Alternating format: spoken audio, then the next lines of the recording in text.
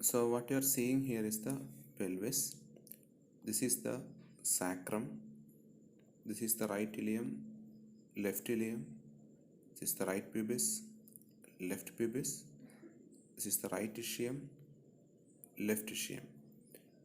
In a three-dimensional view, you can see the arrangement of pelvis. Now, what you're going to see in this video is the pelvic diaphragm. So whatever structure that is present over in the muscular region over here, these constitute the pelvic diaphragm. So pelvic diaphragm mainly comprises of mainly two parts.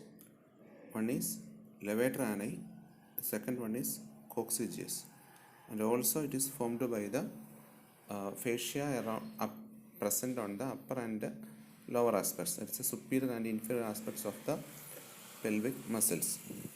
Let's see one by one. First one, levator ani. Levator ani consists of iliococcygeus and pubococcygeus. We will deal about the origin first. So as we can see, the levator ani muscles take origin from anterior to posterior by first one, pelvic surface of the body of the pubis. Then from the ischium, and also you can see the obturator foramen over here, and from both the surface by tendinous arch or the white line of the pelvic fascia. Then posteriorly it arises from the pelvic surface of the ischial spine. The tendinous arch of the pelvic fascia, generally it is present at the joining point of obturator internus muscle and iliococcygeus or levator ani. Next muscle is the first muscle is the iliococcygeus. These muscles, this is the right iliococcygeus, this is the left iliococcygeus. So the iliococcygeus, we will take a look from the posterior inferior angle to get a good idea about the origin and insertion of the iliococcygeus. So from the outlet view, pelvic outlet view, this is the left iliococcygeus and this is the right iliococcygeus, and they take origin from, as we told earlier, the white line of the pelvic fascia and the pelvic surface of the ischial spine, and they get inserted into the lower two segments of the coccyx and anococcygeal raphe. This is also called as post-anal plate. It extends from the tip of the coccyx to the anorectal junction. Next muscle is the pubococcygeus. Pubococcygeus has many parts, mainly 4 parts, but we can see in this three-dimensional structure the 3 parts of the pubococcygeus.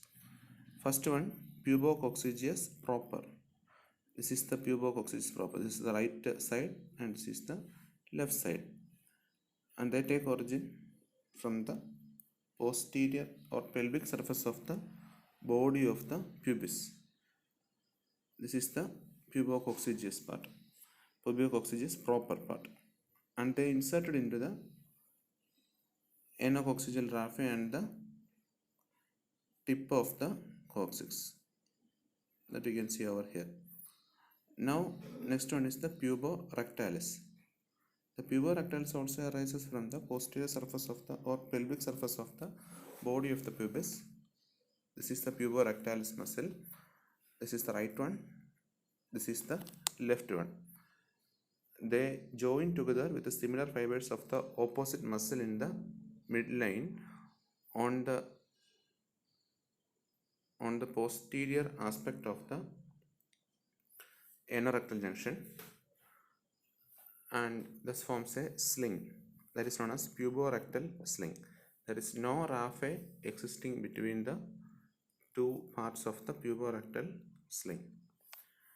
The puborectalis lies at a lower level than the pubococcygeus proper, that we can see over here. This is the pubococcygeus proper, and this one is puborectalis, which is lying at a lower level, and they form a part of the anorectal ring, which maintains the continence of feces. Another part is the puboanalis. Next part is the pubovesicalis or pubovaginalis. They can be shown by these fibers, that is the prerectal fibers. These are the most anterior fibers of the pubococcygeus. Now the next part, we have told about the ileococcygeus part or levatrinae. This one is the ileococcygeus, pubococcygeus proper, puborectalis, and prerectal fibers. These all forms the levatrinae. Next part of the pelvic diaphragm is the coccygeus. Coccygeus, or we can otherwise known as ischio-coccygeus. They arises from the apex of the, this is the right ischio-coccygeus, this is the left ischio-coccygeus. They arise from the apex of the ischial spine and sacrospinous ligament. These are the 2 points of its origin, and they are inserted. We'll look from the back posterior aspect. This is the right ischio-coccygeus or coccygeus. They are inserted into the sides of the upper two pieces of the coccyx and last piece of the sacrum. Most of the posterior fibers of the muscle, posterior fibers of the coccygeus, are degenerated to form the sacrospinous ligament. So we can see the insertion of the sacrospinous ligament to the sacrum, which represents the degenerated part of the coccygeus.